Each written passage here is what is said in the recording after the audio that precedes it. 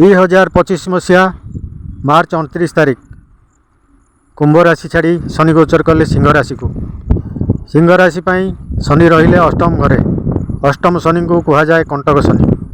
अष्टम शनि क्षतिकारक होता बेले सिंह राशि रे आरंभ है शनिकर ढैया।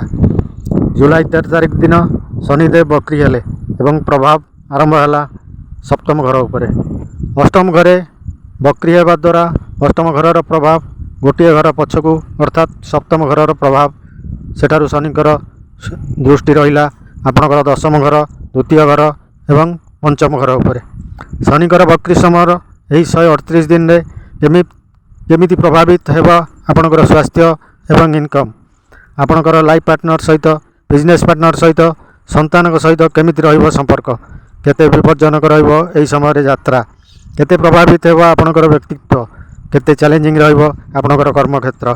यही सब विषय एक सठिक एवं विस्तृत विश्लेषण जदि एसबू जानिया पई आपण चाहती तेबे तळ लिंक रे क्लिक करी संपूर्ण वीडियो देखंतु।